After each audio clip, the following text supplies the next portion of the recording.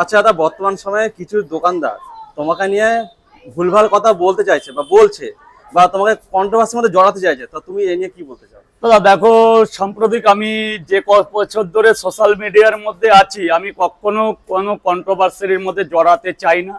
আর বিশেষত আমি মানুষকে সম্মান দেওয়া আমার বাধ্যতামূলক সামাজিক স্বীকৃতি কিংবা শিক্ষামূলক ব্যাপার হিসাবে মনে করি। আর আমি একটা দোকানদার হয়ে যে যে কেউ যদি খারাপ মালও বেচে, আমি তাকে নিন্দনীয় বলতে পারি না, কারণ আমিও একটা একটা স্ট্রিট ফুডের ব্যবসাদারই জানে যে কত কষ্ট করে একটা ছেলে একটা স্ট্রিট ফুড বেচে নেয়।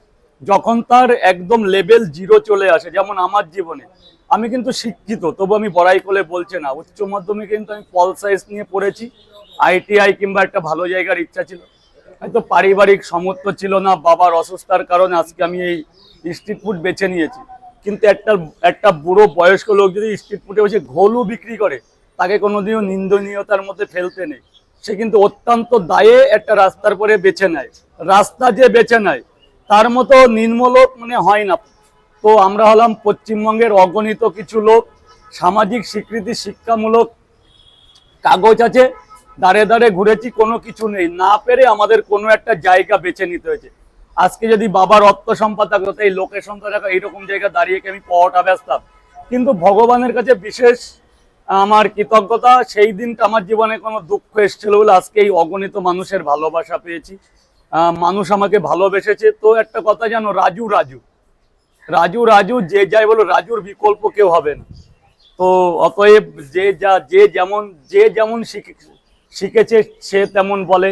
আমি মনে করি অবশ্যই এটা শিক্ষার অভাব।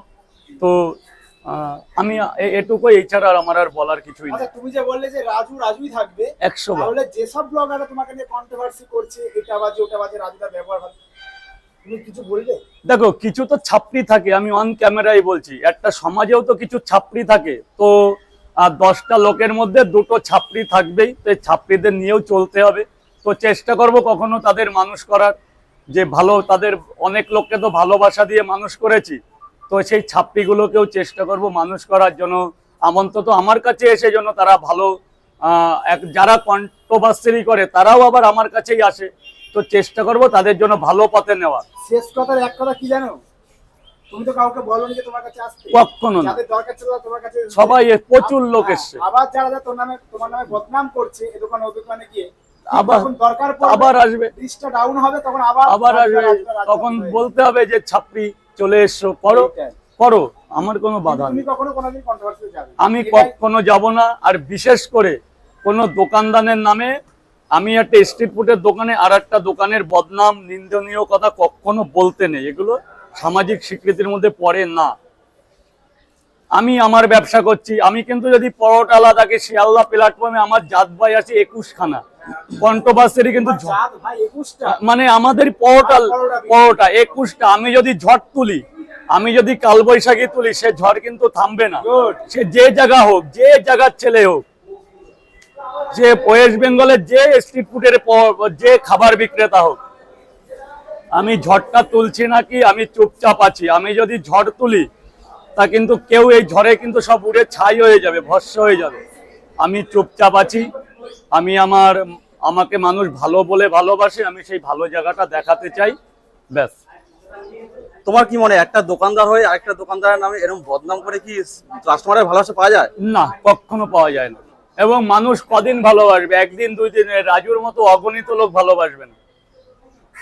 ওই রাজু একটা কথাই বললে, একদিন দুদিন, তারপরে তো আর কেউ রাজুদাকে পাত্তা দেবে না। আমি যদি এখানে পরোটালা ডাকি, কোনো পরোটালা থাকবে না। আমি ফার্স্টে এনে 21টা পরোটালা আমি একসাথে আসি। আজকে শিয়ালদা প্ল্যাটফর্ম ভিডিও করতে দেয় না, তাই যদি ভিডিও করতে দেয়, আমাদের গুমার 21খানা পরোটালা একসাথে যাই, একসাথে আসি। কোনোদিন ফার্স্টে এনে কিংবা আমি যাওয়ার 11টা করি হাবড়া লোকাল, আমাদের টিমটা দেখো, এই টিম যদি ডাকি, অনেক আবালরা কিন্তু হার মেনে যাবে।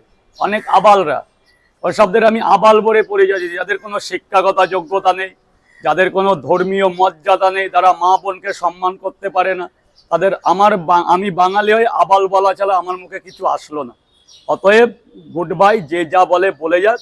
আমি ঝড় তুলতে চাই না। আমি একটা ব্যবসাদার, অত্যন্ত পরিশ্রম করি, ঘরের মা বোন মিলে বেঁচে খাই পরোটা, কিসের আবার কন্ট্রোভার্সি?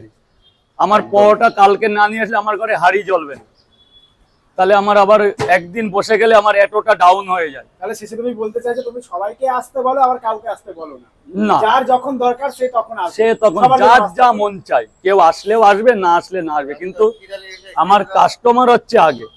দাদা আর কেউ খাবার নেই, শেষ। আমার কাস্টমার লক্ষ্মী, ব্যাস কাস্টমার আসবে। মুর্শিদাবাদ থেকে খেতে এলাম তোমার কাছ থেকে গো। কিন্তু দাদা আজকে মাল শেষ হয়ে গেছে। তো আজকে দাদা খাবার শেষ নাকি দাদা? হ্যাঁ খাবার শেষ, আচ্ছা। 9টা 15 হয়ে গেছে, আর বেশি টাইম নেই।